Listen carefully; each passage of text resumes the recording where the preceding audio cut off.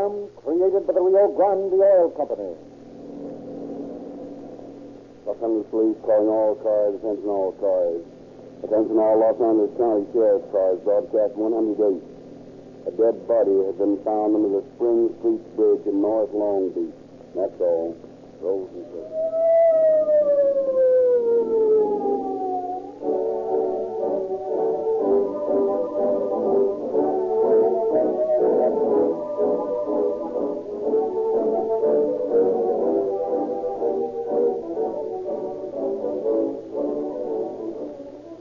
Sensational announcement a few weeks ago, Rio Grande revolutionized the gasoline industry. Today, the independent dealers selling Rio Grande's new G-gas have the gasoline bootleggers on the run. Refiners of sulfuric, carbon-laden gasolines are losing business, regardless of their cut prices, because motorists now know that no gasoline is safe to use unless it equals United States government specification number VBG-101. Rio Grande offers motorists the first low-price gasoline guaranteed to exceed this government specification.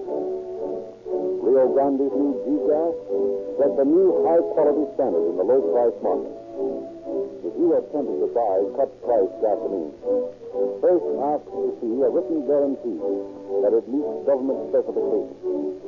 If it doesn't, don't buy it. Drive into a Rio Grande station. Look at the written guarantee on the G-gas pump, proving that it exceeds United States government specifications. The new G-gas is the finest gasoline in the low-price field. But make no mistake, fine as it is, Rio Grande's G-gas is not as good a value as Rio Grande cracked gasoline. For very little more per gallon, you get 100% efficiency, tetraethyl, and police car performance. You see, Rio Grande's cracked gasoline is refined by a patented process so that it exceeds even government top-grade emergency specifications.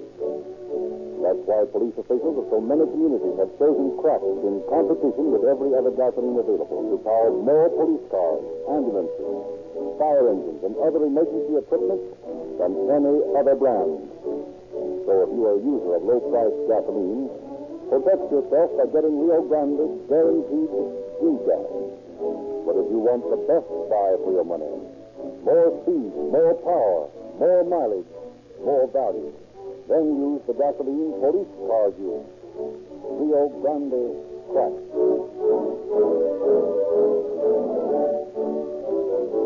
Tonight, Calling All Cars presents as guest artist the well-known English stage and screen star, Miss Elsie Preston, who will be heard in tonight's dramatization in the part of Mrs. Sadie Ransom.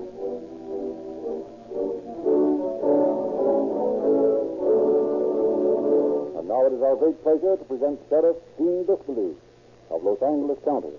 Sheriff Bisbee. Good evening, my friends. There's an old saying that there's honor among thieves. During the racketeer days of Prohibition, the press, the literature, and the cinema of the nation made much of this alleged stern code of ethics and honor which prevailed in the underworld. We law enforcement officers who should be in a position to know find little evidence of this asserted quality in the criminal. We find the opposite. There is no honor among thieves. Yes, habitual lawbreaker we find is a conscienceless creature who is interested only in saving himself. The story which we bring you tonight from the office of my Bureau of Investigation tells of a group of self-styled hard guys who operated upon this unsound logic. They ran true to form, just as they all do. But when you bring any would-be big-shot criminal out into the open and take his gun away from him, he becomes the most spineless, loathsome, and skulking parasite our civilization has produced, and foolishly tolerates. And now a word to the youngsters who may be listening. Don't believe that these criminals you hear about on Calling All Cars are dashing, heroic, and romantic figures, for they are not. They are dishonest, lazy, and stupid. Dishonest and lazy because they would rather steal and earn a living. Stupid because they think they can get away with it. And boys and girls, they never do.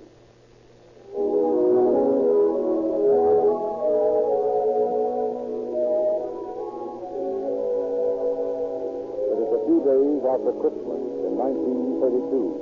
Mrs. Grace Walsh and two girl friends who are house guests have just retired when there's a knock at the door. Bertha Gray, one of the guests, goes to the door. Who's there? Is Grace home? Who is it? I'll send her. Let her hear. Just a minute. What do you want, River? Never mind what we want. Well, look here now. You can't push past me all like right, that. Shorty. What you did? Please, put your hand up. They just knocked out Bertha. Oh, please. Talk to her. I'll let you have it. Oh, don't point that gun at me. You scare me. All right, be quiet then. Just a minute there, Mrs. Walsh. Where do you think you're going? Why? What is Back in the bedroom there. I want to talk to you. You two, into the bedroom here. Who, me? Yes, you. Joe. Yeah? Come on in here. Shorty, frisk the joint. Okay. What are you going to do? Kill us? Oh, no, don't worry. You two just sit down on the bed there, back to back. That's it. Now, Joe, tie them together with a bed sheet. All right. Fine. Looks like a pair of Siamese twins. Now, Mrs. Walsh, give me a diamond ring. I haven't any ring. Listen, lady, I ain't got any time to monkey. Now, you give me those rings or I'll let this gat go right in your face. You look pretty then, wouldn't you? A hot lead slug might make your mascara run a little, huh? You can't frighten me, you hoodlum. I ain't trying to. I'm just telling you what's going to happen to you unless you give and give quick. Oh, tell him, Grace. Let him have the ring. Why, my goodness, if he shot me, the bullet might kill me, too. He hasn't got the nerve. Oh, no? I'll give you three to tell me where they are. 1, 2. Oh, Grace, for heaven's sake, tell him. Are the rings all you want? What else you got? Nothing. You don't think we're interested in you mouths, do you? Where are the rings? They're hidden in my shoe under the bed. Where? Right in front of you. Oh, yeah, is this all there is? Yes. You can't get anything for those rings now. You know diamonds are cheap. Yeah, I know. Why? Well, you can't get $100 for them. I'm afraid you're right. That guy sure played us for suckers, putting a finger on this joint. Well, he said the stuff is worth $1,000. It'll cost me nearly $1,000, but you can't get over $100 for them. You try to sell it to a friend. But of course, I know where you can get more for them. Where? I'll buy them back from you. For how much? I'll give you $500 for them. They mean a lot to me. They have a sentimental value. Sell them back to you and have you squawk to the bulls? Not much. I won't stop. I swear it to you. You'd better not, Squat. Look here. See these plugs in this gas? We'll fill you full of them if you But squawk. I won't. I just want to get my rings back. Well, I'll get in touch with a man who'll talk to you about it in a couple of days. Thanks a lot. And remember, no squawking to the cops. Aren't you going to untie us? No, that moll that's out cold in the other room will unleash her when she wakes up. Come on, boys, let's get out of here. I must say you three are perfect gentlemen.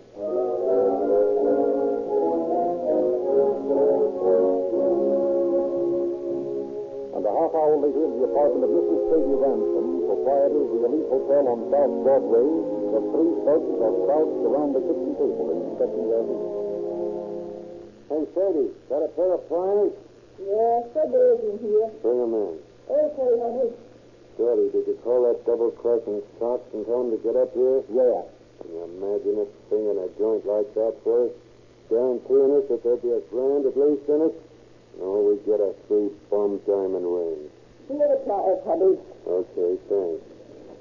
Now, just pry these sparklers out of the settings. Throw the gold away. Well, how about that one there? That's pretty swell-looking stone. That set in itself ought to be worth something. All right, we'll keep that one the way it is. Say, Mickey, What is it, Joe? I don't like the looks of this thing. What do you mean? I want to get out. Okay, get out. Yeah, but I want my cut. How can I give you a cut when I don't know what it's going to be? Well, you could give me, say, $30, and I'll forget I ever went down there with you. What's the matter? Got cold feet? I don't know, Mickey. I just don't like it. Okay, scram then. When do I get the dough? When we puddle the ice, I'll let you know. Okay, Mickey. No hard feelings.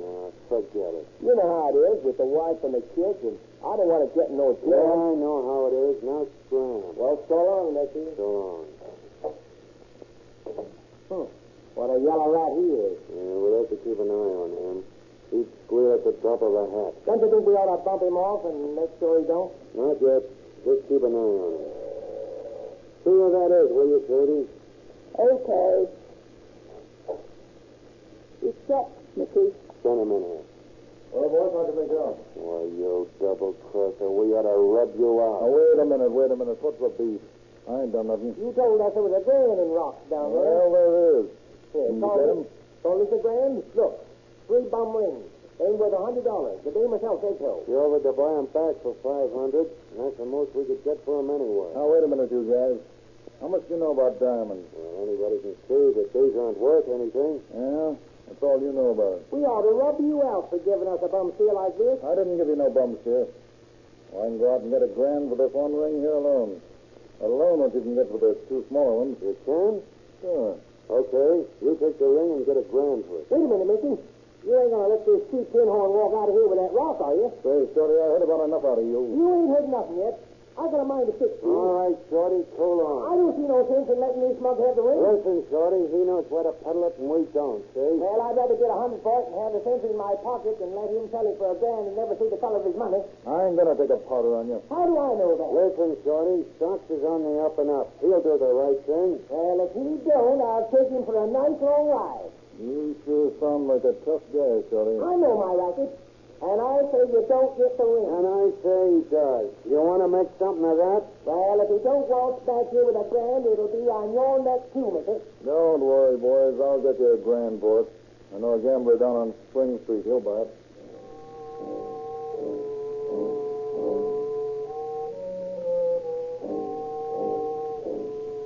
To the gambler on Spring Street goes Stock Brewer, the finger man. Within a half hour, he's sitting in the big shop's office. Well, Stock, what can I do for you? A little bill. I ain't lending money. I got security. What? This rock. Ain't worth much. I know it. Where'd you get it?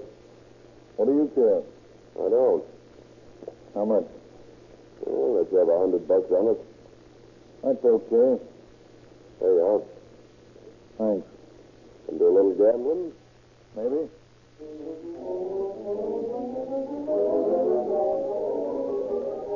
Stock does a little gambling that night, and before he leaves the joint, he has lost $100. Next morning, Mickey calls him. Hello? Hello, Stock. This is Mickey. Yeah? You get the dough for that ring?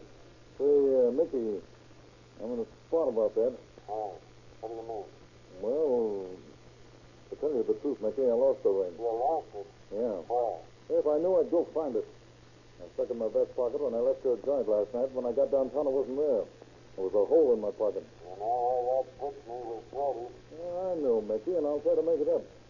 Just give me a couple of days, and I'll raise some dough somewhere. You better raise some dough, and you better raise it fast.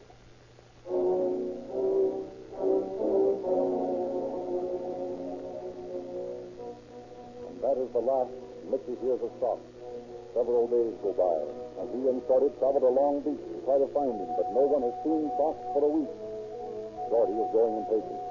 2 weeks after the robbery, he is sitting with a friend, drinking home brew. If you ask me, Bill, I think they're pulling a double false on us. My guess is that Stock stole the ring and split the dough with Mickey. I think that mug is holding out. Yeah, I wouldn't thought it. I never did like Mickey anyway. Well, you know nobody can double-cross me and get away with it. Yeah, I know. I'm going to have a showdown on this thing right now. Well, if you need any help, start on me. Okay, you're in. What are you going to do for it? I'm going to call Mickey over at Sadie's place and give him just one more chance.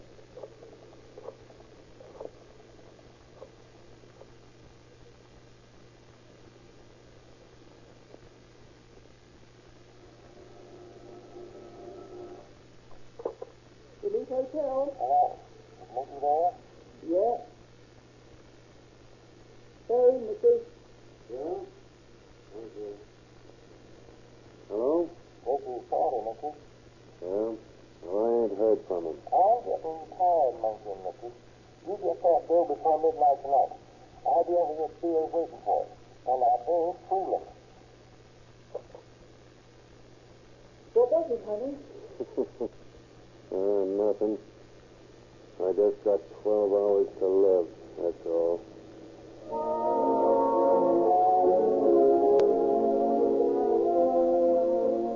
But Mickey does not wait until this night. By 8 o'clock on the evening of January 17th, he enters Bill's apartment. Hello, boys. Hello, Mickey. Oh, Mickey. Have some beer. I never touch it, you know that. Okay. I forgot. Well, how about it, Mickey? You got the dough? No. Now, look here, Shorty. You got to be reasonable about this. I've been thing. reasonable, Mickey.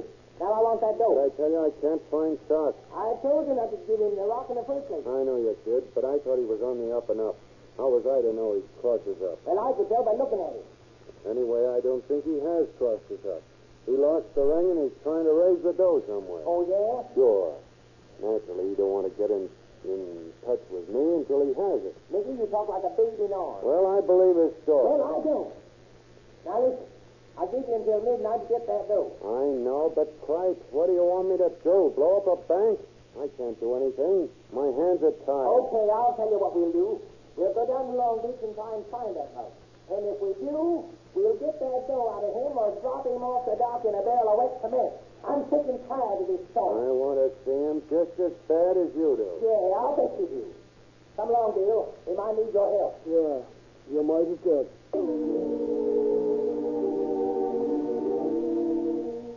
The three men get into Mrs. Ransom's car, which Shorty had previously borrowed, and start for Long Beach. But they never arrive. As they are approaching the Spring Street Bridge over the San Gabriel River north of the city. Got any idea where you're going to look for sharks? Yeah, I have, Mickey. How about you here, Shorty? This is good to me. Pull up. There's nothing out here. No houses, nothing. What would sharks be doing out here? I ain't interested in that. Get out.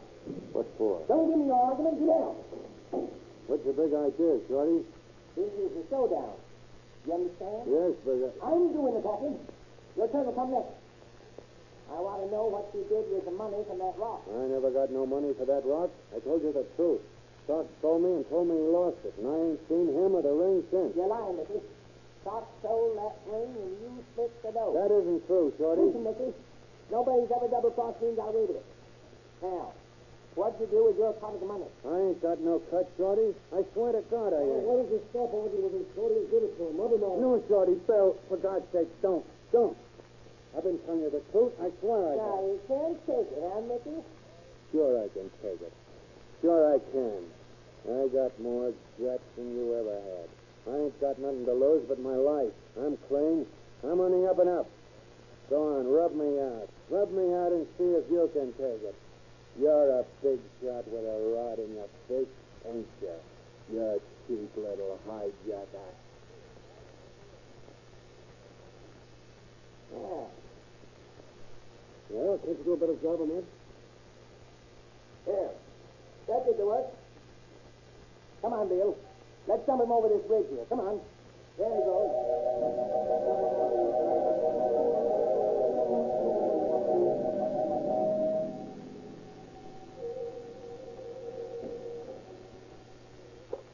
Sheriff's office. Barnes speaking. There's a dead man down here. He's been shot. And where? Under the Spring Street Bridge, where Spring Street crosses the San Gabriel River north of Long Beach.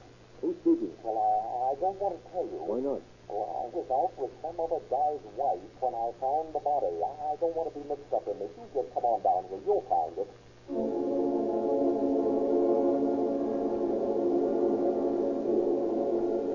Captain Dwight and Deputy Sheriff Brewster, Penfrey, Contreras, Hutchinson, and Barnard drive quickly to the scene of the crime, where they find Mickey's body drilled by bullets lying in the mud of the river bottom.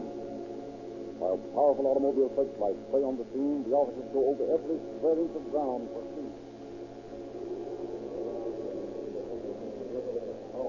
Yes? What is it, Penfrey? Hard. I just found the victim's coat. The Light Hotel, South Broadway. Mr. Sgt Ransom, proprietor. Connor? Yes, Skipper? Go to this address and see if you can get a line on this corpse. Better take the hat and watch along with you and bring this Ransom over down to the morgue to identify the body. It'll be there by the time you arrive. Yes, sir. Right away.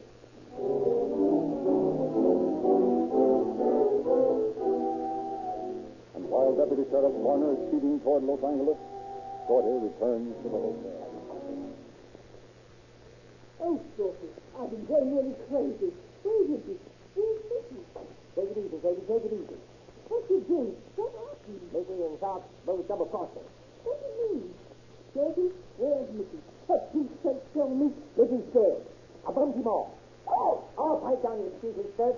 He's dead, see? Dead? Mickey? Dead? No. No. I can't believe it. It's so. And you killed him? Yes. I love you so, Shorty. Oh, Shorty. Oh, He double-crossed me. He told me he and Doc stole the ring and spit the dough. We had a fight. He took a pass at me and I let him have it. Listen, baby, get this straight. This is the fourth guy that double-crossed me, and they've all gone the same way. There's none of them double-crossed me and get away from it. You get me? Shorty, I bet you... Okay, and keep your tracks up. Probably the bulls now. I'm taking powder. You talk big and you don't know nothing, see?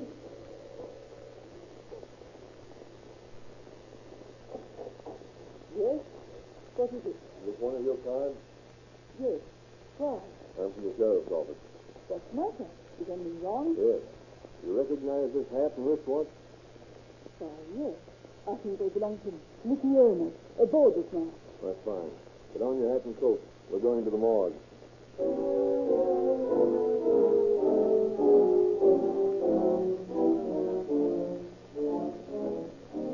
Where have you got that Long Beach shooting posted? Right there behind you. Pull down the seat, will you? Thanks. Well, is that the body of Mickey Arno, your boarder, Mrs. Ransom?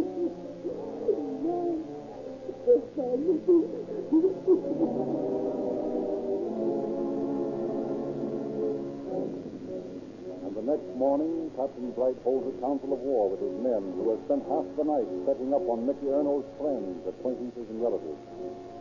Well, boys, what have you got? Well, after Mrs. Ransom identified the body, she took me out to Compton, where I interviewed Erno's brother-in-law. From him, I learned the identity of Joe Entriante. He's been mixed up with Erno in some shady deals.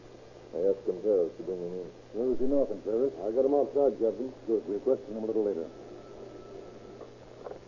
Hello? Yes, he's right here.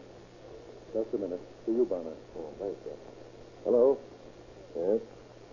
It is, eh? Okay, I'll be right out. Hey, he's just walked into Mrs. Ransom. You see? Another fellow of Erno's. Mrs. Ransom promised me she took me off as he came around. I'll see you later, boys. Okay. Better bring in this man of yours, Contreras. Yes, sir. All right, come on in, Tony. Yes, sir. Sit down. Over there. Yes, sir. What's your name? Joe Entriante.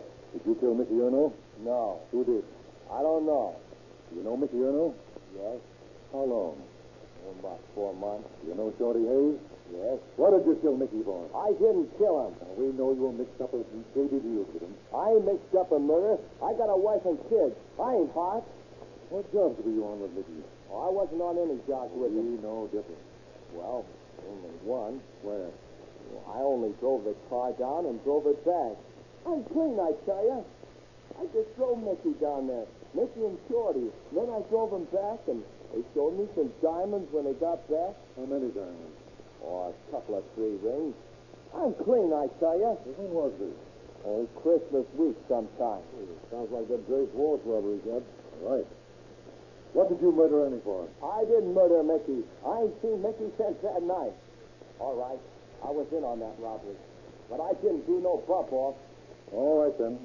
Start talking about that robbery.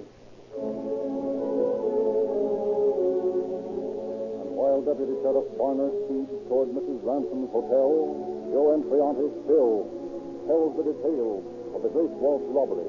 Talks fast to save his neck from the long stretch from which there is no rebound. And at the hotel of Mrs. Ransom. Hello, Mrs. Ransom. Where is he? He just went out for a pack of his cigarettes. What is this, a runaround? No, I swear it isn't. Come in. Sit down. He'll be back in a minute. I told you to keep him here. It's okay. He'll be back. I ain't holding back for you. I got a little girl. I ain't getting mixed up in trouble. When do you come back? About half an hour ago. What did he say? Well, he said, I read the paper, and I told him you were looking for him, and he said, what for? And I said, they want to question Mickey's friend. They got Joe this morning, and he turned around real quick and he said, what? They did, eh? And I said, Shorty, I said, don't you think you better report him? I told him I promised to call you, and he said, okay, call the fool. I can prove my alibi, all right? And then you let him go again. No, I didn't. Listen, here he comes up the stairs now. I hope. This is Deputy Sheriff Barnes, Shorty. Yeah? Yeah. I want to ask you a few questions, Shorty. Okay with me. Want to take a ride down to the captain's office? Sure, I just love to ride in police cars. Come on, let's go. Cocky, self-assured, Shorty Hayes accompanies Deputy Sheriff Barnett's headquarters, there to face Captain Bright. What's your name? Fred Hayes. Have you been arrested before? Yes, twice. What for? Shooting traps once, paid a $10 fine. And the second time? Picked up for drunk, and they let me go. This picture here, Marcella County number 72228. Who is that Ermine Hayes? You? Yes. An alias, huh? Yes? Who is Fred Bates? I don't know. Fred Miller. Never heard of it. And Joe Miller. Not the one that wrote the joke book. I don't know. Really, your memory is bad. But they're all aliases for Fred Hayes. How many times have you been in this jail? Twice. Only 2 times I've been in jail in my life. Oh, come on now, Shorty. You've got a record as long as my arm. It's all here on this card. Suspicion of burglary, forgery, passing bad checks. You've been on the bad book for 5 years. You're an ex-con, and you served 2 years of a 14-year sleep in Clinton. Isn't that right? But what are you asking me for? You didn't know all about me. You're darn right I do, and a lot more. Now, why did you kill Mickey Erno? I didn't kill Mickey Erno. Ever own a gun? No. And what do you carry empty shells around in your pocket for? Sound like loose change? I don't know what you're talking about.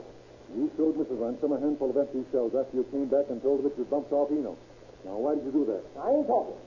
No? Well, that won't do you any good. What did you do with the diamonds you stole from Mrs. Walsh in Long Beach Christmas week? I ain't talking. And how about that call girl you smacked in the kisser? I never smacked any woman in the kisser. No? And Mrs. Ransom tells you she threatened to bump her off if she talked. Well, I can take the Chief, but I ain't going around smacking dames or threatening any dames. You got some interesting witnesses lined up who will say you did. Mrs. Walsh has already identified your picture. I never smacked any dames except that ma I hit with a beer bottle once. I didn't hurt her none, and she had to come to her anyway. Now, we got Joe Imprianti upstairs, and he told us all about that robbery in Long Beach. And the boys are bringing in Scotch Brewer. And Mrs. Ransom is worried more about her little daughter's future than she is about your threat. And she told us all that she knows. And that'll be enough to put you in a tough spot. Listen, I can take it, see? You can't scare me. I'm not trying to. I'm just trying to make you see sense. Looks like I'm going away for a long time. Looks like my neck's going to stretch.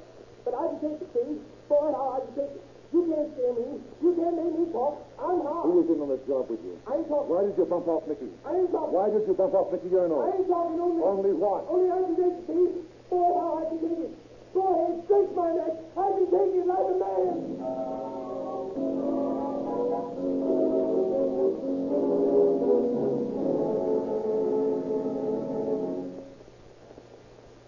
Chief Criminal Deputy Sheriff Bright and his efficient officers got them all. Shorty Hayes received a life term in San Quentin for murder, and Bill Doolin, his partner in crime, got the same measure of justice.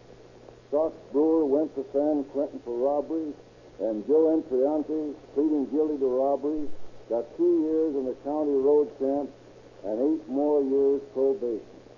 The ironic part of the thing is that Mickey Erno had been honest with Shorty, but Shorty operated on the opposite theory from that of your law enforcement officers. With him, everyone was guilty until he proved himself innocent, and he didn't give hapless Mickey Erno the chance to make the proof. Thank you, Justice Hayes. 3. To boys and girls, Rio Grande offers free gifts. And to all motorists, Rio Grande offers more speed than you can ever use, more power than you'll ever need, more mileage, more value for your money. You get all these extra features free with every gallon of Rio Grande cracked gasoline. And it costs you no more to buy this tetraethyl-treated gasoline, refined by the most costly and elaborate cracking process known. This patented process gives you something found in no other gasoline. Police car performance.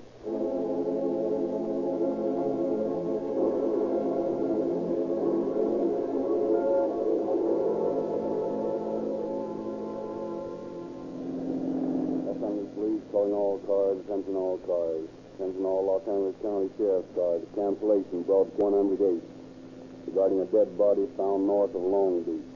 This case is now closed. That's all. Closed and closed.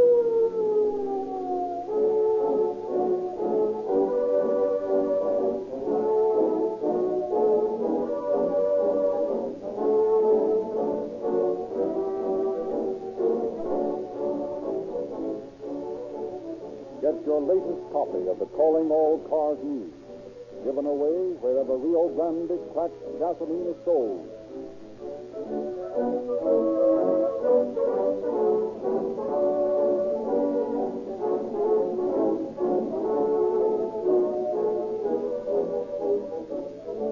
This is your narrator, Frederick Lindsley.